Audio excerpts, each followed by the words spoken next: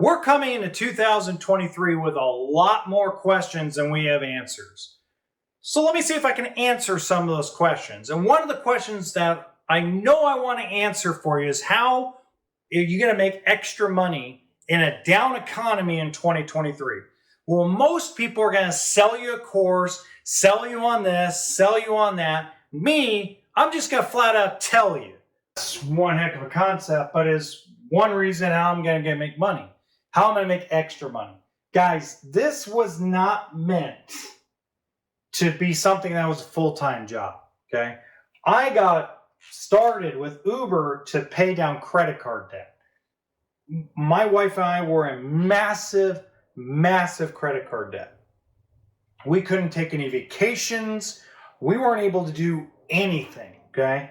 And this right here at night, 3 nights, 4 nights a week, 3 to 4 hours a day, gave us a vacation, gave us paid down our credit card debt, and even got us things like new clothes for the kids for school, things of that nature, okay? And then along came DoorDash, and DoorDash saved my butt in 2020 during the lockdowns.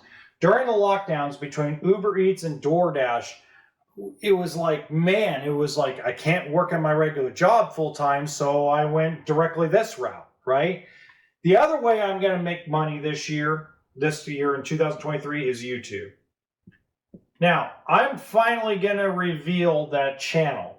So the channel, that is my channel, has been monetized. And the reason why I'm going to reveal it now is because I have over 1,300 subscribers on this channel now. And it looks like it has a cross-reference. It's HB RV Lifestyle.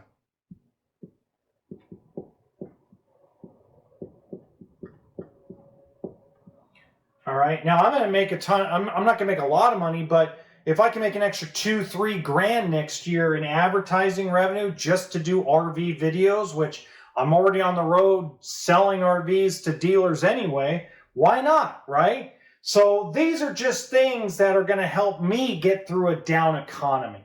And you have to sit down and really look at it from an inside. Do you want to make extra money? That's how we're going to climb out of this. We're not climbing out of this through handouts from the government. We're not getting through this with, we'll just tighten our belts all the way. Oh, I still can't afford my rent. That's how it's going to occur, is we need to make more money. That is the key.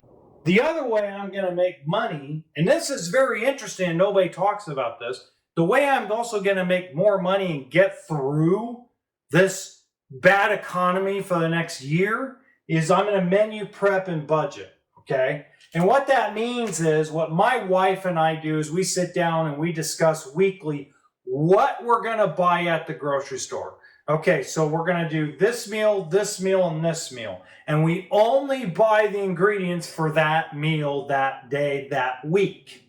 It prevents us from going, oh, look, cookies. Oh, look, crackers. Oh, look, something else that's going to go to waste in the cabinet. We also try to use up everything in the house. Okay, we try to be old Mother Hubbard. Even with growing 11-year-old girls, we try to be old Mother Hubbard and just work with what we can so nothing goes to waste. Now, it's hard to do when you got picky little eaters like I do, like my wife does. Like, we're like, oh my God, they don't eat anything. It's like, right? I mean, everybody's been through that. I was a picky eater when I was a kid. But just getting down to the nitty-gritty of what we actually eat. So we have actually lowered our food budget from $800 a month down to around $475. Just by doing that. That's all we did. We didn't go and go, oh, we're going to go down to the bargain Martin. No, I mean, my wife already did that stuff.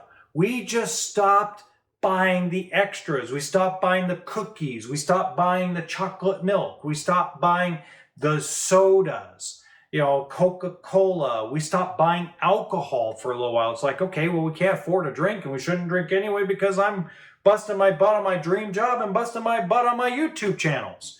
So reality is that there's ways to get through it through budgeting properly. Not necessarily, oh God, I got to squeeze every little penny, but man, look at that, honey. We only spent $120 this week in groceries, and they say inflation's at an all-time high. And then you can just carry that over. I've noticed myself, I've lost weight doing that. Healthy weight. I'm not like starving myself. I'm still eating 3 times a day. But at the end of the whole experience, it's going to get us through this next bad economy.